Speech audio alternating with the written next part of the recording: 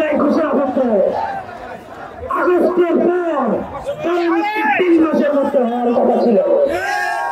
আমরা কি ধরে নিব এই সরকার এখনো আওয়ামী লীগ চালাচ্ছে? আমরা কি ধরে নিব এই সরকার এখনো কি স্বৈরাচার চালাচ্ছে?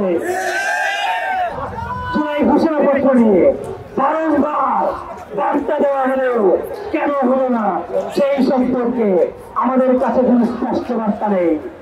আমরা এই ইন্টারিম সরকারকে বলে দিতে চাই, যারা জুলাই সনদের শিষ্টাচার করবেন না বলছেন, আপনাদের বলে দিতে চাই, কোন অভ্যুত্থানের আগে আপনারা কোনো চেটের মাল ছিলেন না।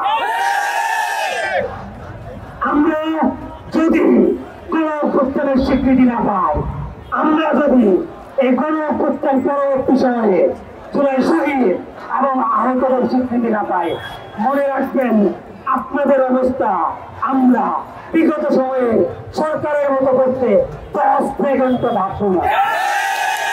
বাংলাদেশের মানুষকে কিন্তু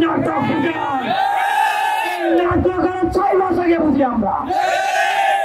আপনারা উপদেষ্টা পদ ছাড়লেন, এখন সমাজের কথা বললেন, 3 আগস্ট ডাকলেন, আপনাদের ডাকে সারা আমরা দিব বলে কথা দিলাম, কিন্তু কেন জুলাই সনদে সিগনেচার করবেন না?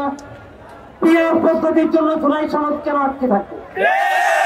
জুলাই সনদের সাথে পিআর এর কি সম্পর্ক? মৌলিক সংস্কারের সাথে কি জুলাইয়ের কোনো সম্পর্ক নাই? যদি জুলাইয়ের সম্পর্ক মৌলিক সংস্কারের সাথে থাকে, তাইলে আপনারা কেন জুলাই সনদের সাথে এই মৌলিক সংস্কার গুণগান করছেন? আপনারাই রাজনীতি বোঝেন, বাকিরা ছাত্ররা, বাকিরা কি নাটকবাজ, বাকিরা কি ঘরের কোনায় বসে থাকে? আপনারা আমাদের সাথে তাল মিলিয়ে রাস্তায় নামান।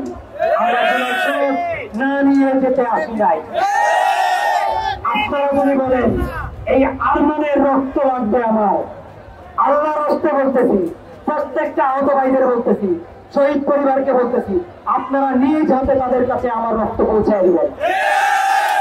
তারপরে আমার জুলাই সনদ লাগবে, জুলাই ঘোষণাপত্র আসবে। আমাকে হুমকি দিয়ে বলা হয় যে আমাকে খুন করে দেওয়া হবে। এই হুমকি কে দিত আগে?